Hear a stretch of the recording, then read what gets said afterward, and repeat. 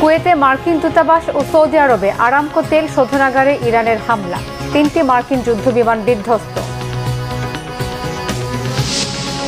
Ali Khamenei নিহতের ঘটনায় ঢাকার আনুষ্ঠানিক শোক, মধ্যপ্রাচ্যে নিহত 2 বাংলাদেশি। প্রবাসীদের সার্বক্ষণিক খোঁজখবর রাখছে পররাষ্ট্র মন্ত্রণালয়।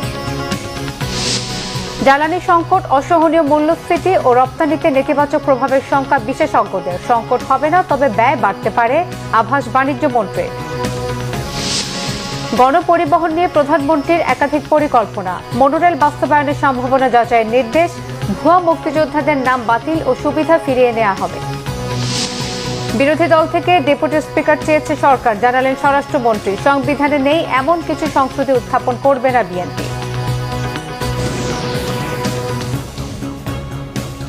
দেখছিলেন ক্রাউন সিমেন্ট সংবাদ শিরোনাম, এবারে বিস্তারিত। সর্বোচ্চ নেতা আয়াতুল্লাহ আলী খামেনিকে হত্যার প্রতিশোধ নিতে এবার সৌদি আরবে বিশ্বের সর্ববৃহৎ তেল শোধনাগারে ড্রোন হামলা চালিয়েছে ইরান। কুয়েতে মার্কিন দূতাবাসে হামলা আর মার্কিন বাহিনীর একাধিক F-15 যুদ্ধবিমান বিধ্বস্তের খবরও পাওয়া গেছে। আলী খামেনিকে হত্যার তৃতীয় দিনেও প্রধান শত্রু ইসরায়েলকে লক্ষ্য করে প্রতিশোধমূলক হামলা জারি রেখেছে ইরান। হামলা অব্যাহত আছে যুক্তরাষ্ট্রের ঘাঁটি থাকা প্রতিবেশী আরব রাষ্ট্রগুলোতেও। হামলা হয়েছে কুয়েতে মার্কিন দূতাবাসে। সোমবার কুয়েত সিটিতে মার্কিন দূতাবাস থেকে আগুন আর ধোঁয়া উঠতে দেখা যায়। একই দিন কুয়েতে মার্কিন যুদ্ধবিমান F-15 স্ট্রাইক ঈগল বিধ্বস্ত হয়েছে। নিরাপদে বের হয়েছেন 6 জন পাইলট। ইরানের বিপ্লবী গার্ড একে নিজেদের সফলতা দাবি করলেও যুক্তরাষ্ট্রের দাবি ভুল বুঝাবুঝির কারণে বিমানগুলো বিধ্বস্ত হয়েছে।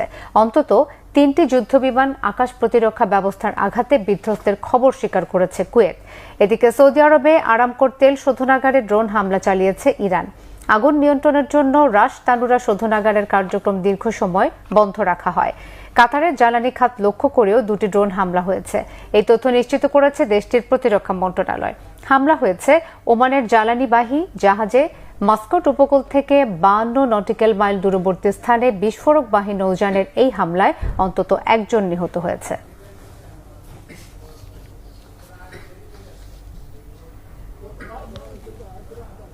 ইরানে হামলা প্রায় 1 মাস স্থায়ী হওয়ার পূর্বাভাস দিয়েছেন মার্কিন প্রেসিডেন্ট ডোনাল্ড ট্রাম্প। এরই মধ্যে ইরানে 1000-এরও বেশি লক্ষ্যবস্তুতে আঘাত এনেছে ইসরায়েল ও যুক্তরাষ্ট্র। এতে শত শত মানুষ হতাহতের পাশাপাশি ক্ষতিগ্রস্ত হয়েছে রেডিও, টেলিভিশন ও হাসপাতাল ভবন। ইরানের বিরুদ্ধে যুদ্ধে জড়ানোর হুমকি দিয়েছে ফ্রান্স, জার্মানি ও যুক্তরাজ্য।